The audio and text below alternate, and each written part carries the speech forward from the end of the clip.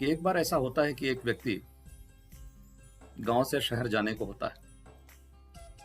जैसे ही वो अपने दरवाजे पर पहुंचता, उसके आंगन में एक पिंजरे में कैद तोता उससे कहता है कि आप शहर जा रहे हैं, वहां मेरे गुरु से मेरा प्रणाम कहिएगा। वह व्यक्ति मुस्कुराता है और कहता है कि वक्त मिला मैं जरूर मिलूंगा उनसे और तुम्हारा पैगाम पहुंचा दूंगा। संयोगवश उस व्यक्ति की मुलाकात शहर में उस तोते से होती जो उसका गुरु होता है, गांव के तोते का।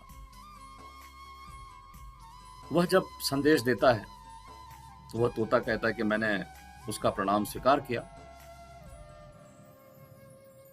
आप उन्हें जाकर मेरा आशीर्वाद दीजिएगा।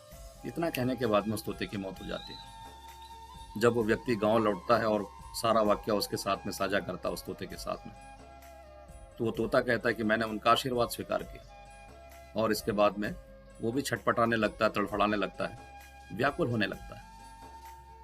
इस व्यक्ति को माजरा समझ में नहीं आता, ये स्तब्ध हो जाता है, सन्न हो जाता है, हतप्रभ हो जाता है और पूछता है कि आखिर एक दूसरे को पैगाम देना और उसके बाद में मौत का वर्ण करना, इस मृत्यु का राज क्या है, इस मौत का रहस्य क्या है। वो तोता बड़े मार्मिक अंदाज में कहता है कि गुलामी की पीड़ा, गुलामी का दर्द आप क्या जाने। गुलामी कितनी अपमानजनक हो सकती है, असहनीय हो सकती है, कितनी पीड़ाजनक हो सकती है, इसका एहसास नहीं आपको। और गुलामी से आजादी प्राप्त करने के लिए अगर मौत को भी वर्ण करना पड़े, मृत्यु का भी आलिंगन करना पड़े, तो वह एक बस छोटी सी कुर्बानी है।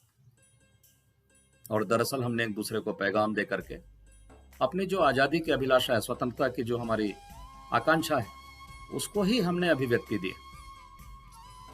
दोस्तों, जब कभी मैं इस कहानी के प्रकाश में, इसके आलोक में, इसकी रोशनी में, इसकी आभा में समूची आजादी के आंदोलन को देखता हूं, तो मैं उन सब के प्रति कृतज्ञता से भर जाता हूं जिन्होंने इस देश की आजादी के लिए अपना सब कुछ न्यौछावर कर दिया। उनके शौर्य और पराक्रम से मैं कृतज्ञ हो जाता हूं। जिन लोगों ने इस देश को बनाने, संवारने, गढ़ने और इसे एक रचनात्मक रूप देने के लिए अपनी अद्भुत संकल्प शक्ति का और समर्पण का परिचय दिया। दोस्तों, हमारी जो ये आजादी है, ये कोई साधारण आजादी नहीं। मेरी दृष्टि में इसे महज एक इतिहास की घटना के रूप में नहीं देखा जाना चाहिए, बल्कि यह बेहद विशिष्ट और असाधारण उपलब्धि है। इसके 4 प्रमुख कारण मैं आपसे कहना चाहता हूं कि जिस समय भारत देश में आजादी का आंदोलन चल रहा था, उस समय दुनिया के कई देशों को इस आंदोलन ने प्रेरणा दी। उनके अंदर में भी मुक्ति की आकांक्षा जागी और इसका परिणाम यह रहा कि 1945 से लेकर के 1960 तक एशिया और अफ्रीका महाद्वीप के लगभग 120 देश इस उपनिवेशवाद और साम्राज्यवाद के चंगुल से मुक्त हुए। और आखिर यह प्रेरणा का केंद्र क्यों न हो, जिस आंदोलन का नेतृत्व लाल बाल पाल, गांधी, नेहरू, सुभाष, भगत सिंह और आजाद जैसे असाधारण नेता कर रहे थे, वह आंदोलन तो पूरी दुनिया के लिए अनुकरणीय होना ही था। दूसरी महत्वपूर्ण बात कि इस आंदोलन से हमें अहिंसा की एक अभिनव दृष्टि, इनोवेटिव दृष्टि हमें प्राप्त हुई। प्रथम विश्व युद्ध में और दूसरे विश्व युद्ध में लगभग 5 करोड़ के आसपास लोगों की मौत हुई और उसका परिणाम हमारे सामने में जो है वो हम सब जानते हैं। तो दुनिया आज ही जा चुकी थी हिंसा से। गांधी जी ने पहली बार इस अहिंसा के हथियार का, शस्त्र का सार्वजनिक मंच पर, राजनीतिक पटल पर इस्तेमाल किया। इसके पहले तक ये व्यक्तिगत जीवन का, नैतिक जीवन का अंग हुआ करती थी। तीसरी महत्वपूर्ण बात कि जिस समय हमारा देश आजाद हुआ, उस समय ये 565 रियासतों में बटा हुआ था। दूसरे शब्दों में हम कह सकते हैं कि लगभग 30% जो भूभाग है और 40% जनसंख्या इसके अधीन थी। इस खंड खंड में बटे हुए भारत को सरदार वल्लभ भाई पटेल ने अपनी संकल्प शक्ति के आधार पर एक बनाया, एकीकृत किया, संगठित किया।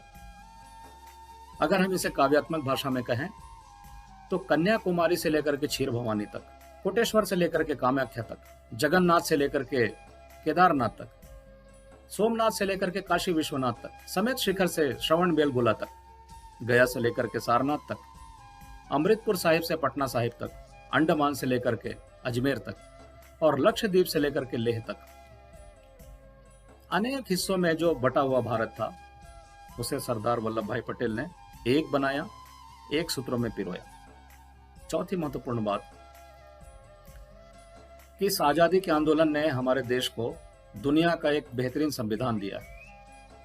ये 3 कारणों से बेहद महत्वपूर्ण संविधान माना जाता है दोस्तों। पहली बात तो ये कि इसमें भारत की श्रेष्ठ प्राचीन परंपराएं आपको देखने को मिलेंगी। दूसरी महत्वपूर्ण बात, इसमें समूची दुनिया जो हमारी कंटेम्प्रेरी वर्ल्ड था, वहाँ की जो श्रेष्ठ आधुनिक शासन प्रणाली है वो अपनी खूबियों के साथ में विद्यमान है। और तीसरी महत्वपूर्ण बात कि जितनी खूबसूरत अभिव्यक्ति जन आकांक्षाओं की, जन भावनाओं की हमारे इस संविधान में दिखाई पड़ती है, उतनी दुनिया के किसी और संविधान में नहीं। जो हमारी आकांक्षाओं का प्रतिबिंब इस संविधान में मौजूद है वो कहीं और नहीं पाया जा सकता। और इन तीनों आकांक्षाओं को, तीनों ही खूबसूरतियों को, तीनों ही विशेषताओं को एक खूबसूरत, सुसंगत, सुव्यवस्थित, सुचिंतित और सुगठित रूप देने के लिए बाबा साहब अम्बेडकर जैसे संविधानवेत्ता, टेक्निकल एक्सपर्ट्स मौजूद थे, जिन्होंने अपने कौशल से इसको एक सुंदर रूप देने के लिए अपना अप्रतिम योगदान दिया। तो दोस्तों, ये 4 महत्वपूर्ण कारण हैं जिसकी वजह से हमारे देश की आज़ादी एक विशिष्ट आज़ादी है, असाधारण आज़ादी है। अगर हम इसे सम अप करना चाहें तो हम कह सकते हैं कि अच्छा काम, कोई नेक काम, कोई जनहित का काम, कोई मौलिक काम हम कर रहे हैं तो हम उसे करते रहें। दुनिया देर से ही सही लेकिन उसका संज्ञान जरूर लेती है।